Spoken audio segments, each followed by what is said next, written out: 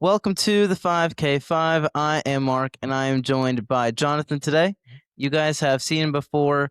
He's been on the pod before. And so, Jonathan, for those of new listeners who have not seen you, what do you do here and what is your role? Sure. So I'm the director of AI integration. So I help our team and our clients' teams integrate AI into their workflows for more efficiency. I also have a very extensive background in digital marketing. So I also internally consult with our marketing team to help our clients with campaigns and infrastructure. Yeah. And what's your favorite part about your job? I love seeing the big picture of a whole campaign from start to finish and then getting really detailed with nerdy aspects of how a campaign is created. So Heck yeah, that's awesome. So, Jonathan is here to chat about a pretty controversial topic about advertising, specifically in the B2B market. So, if you are in B2B sales, this episode is definitely for you. yeah. So, Jonathan, do you want to take it away? Sure, absolutely. Yeah. So the reason this is controversial, we actually have had a lot of clients come to us. The reason clients come to us is because they need business growth, like they need strategic help growing and scaling the business. So they come to us oftentimes with preconceived notions of, okay, well, we want to scale, so we need to do advertising. Well, of course, that makes sense. Well, we need to do advertising, but we specifically need to do advertising on LinkedIn because we sell B2B and our audience is on LinkedIn and they aren't on many other places. So they're coming to us saying, okay, we want Google ads and LinkedIn. And we say, okay, hold on a second. We back it up.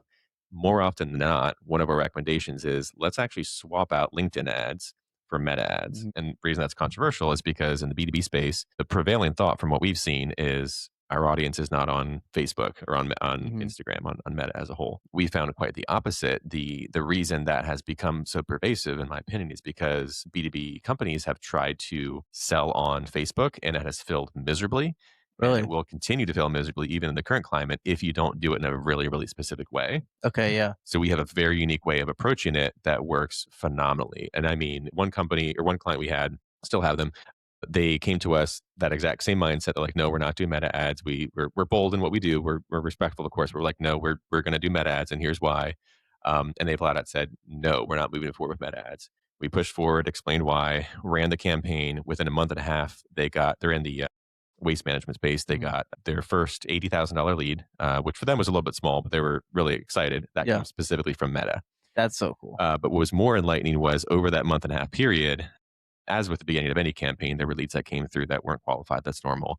But there were a considerable amount that came through specifically from Facebook ads that we like point blank asked them, or like, is this the kind of lead you're looking for? And they're like, basically like jaw drop, like, yes, this is exactly who we're Mhm. trying to get leads from. Like, whatever you're doing, keep going. And we're like, it's Yeah. meta ads. We're going to keep going with meta ads. So that's what I want to talk about today. Another example in the ag industry, we ran a campaign recently, 44 days, generated 14 leads, spent $2,300. This is all on meta ads, average of $164 per lead. Now, obviously, it's a large cost per lead, but for them, it was absolutely worth it. Mhm. Again, B2B space, phenomenal results for them. And those are just a couple of many examples we have Yeah. in that space. So I know we're getting close on time here. We're trying to keep these to 5 minutes, but I want to give kind of the blueprint.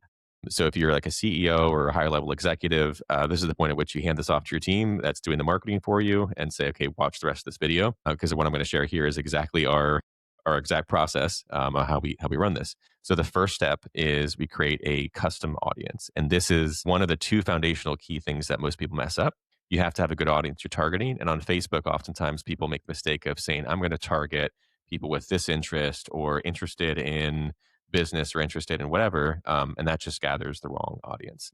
So you have to find, and our team can help you find sources of this if you don't have access to them. We have access to a couple of very large sources of personal and business data. So you need to get the email addresses, phone numbers, et cetera, of people that meet your criteria. So it might be people in a certain industry or people in a certain type of company in a specific group of states that have a certain job title at that company and that also have a credit score above 700, I don't know, whatever the Yeah. criteria is for that. So you get really, really specific. So you Mhm. know that the list that you're extracting from whatever source you're getting that from is already pre-qualified because you know these are the people you want to sell to. You take that audience and you put it in meta ads, and then you write copy that is specifically speaking to that audience. And it's a craft. You have to write it in Yeah. a way where it's pulling them in. It doesn't sound generic. It's not just like, here's our offer. It's more of like Yeah. it invokes an emotional response. it digs into a pain point and pushes a little further and And all it's that. not just ChatGPT copy and paste. Right, exactly. Yeah. Yeah. You can definitely use it. We utilize AI as Oh, part of our 100%. creative Yeah. process for writing content for advertisements, but you have to know how to finesse it properly to get Yeah. the right response from that. So you write really compelling copy. You send traffic to a landing page just like you typically would. Traditionally, you have a email address, phone number, maybe a couple other questions. You ask them to try to pre-qualify them, et cetera. That's pretty boilerplate, normal. Then when they submit that form, you need to save that information in a way where you can then review on ideally multiple times a week, but at least on a weekly basis. Okay, we got 100 leads. Well, how many of these are what we would call market qualified leads or MQLs? Another mistake people make. We're not looking for sales qualified leads for this process. They might not be ready to close into a sale right now, but are they the right type of lead you want in the future? So if they're an MQL, market qualified lead, you mark that in your database or spreadsheet or whatever you're using, and you take those. And this is the second key foundational piece. The first one was getting the right audience. The second one is then taking that list of qualified individuals, sending their data back to Facebook. And then once you get at least 20 or 30 of those that you send back to Facebook, you now completely alter your campaigns to tell Facebook, we are now targeting people based on who will convert in this specific way. Yeah. And that specific way is being a qualified lead. CPLs drop like crazy. We've seen a decrease of, I think the highest was like 50 to 60%. Usually it's around 30 to 40% drop in cost per lead just by doing that cyclical sending data back to Facebook. Then down the road, once you have typically around 100, ideally 200 or 100 qualified leads that you've sent through that same process, you then run a kind of a sister campaign where it's exactly the same campaign. But in that new campaign, and it sounds crazy, you completely remove any targeting at all. So you have completely broad targeting based on geo. Of course, if you only serve certain states, you keep that in there, but you don't have a custom audience, you don't have interest-based targeting, you don't have behavioral-based targeting, you have none of that at all. But because that pixel has been warmed up so much by you feeding it in data about who you actually want, and then you lift that targeting, that another huge drop in CPL. Yeah. So there's so much more to that. This is just scratching the surface, but this is very much like it's opening up a process that we actually do and publicizing it. So a little bit vulnerable there, but if this is something that, as a CEO, you want your team to utilize, give them this process. If you're like, well, we don't have anyone on our team that can handle this, that's exactly what we do. This is our specialty. We've done countless campaigns like this and it works so well. Yeah. Awesome. Jonathan, thank you so much for coming on the 5K5. That was crazy awesome information. And I got value out of that, and I'm not a CEO. But Jonathan, thank you so much. I appreciate it. Listeners, thank you for listening to this episode and tune in for the next one. Peace out.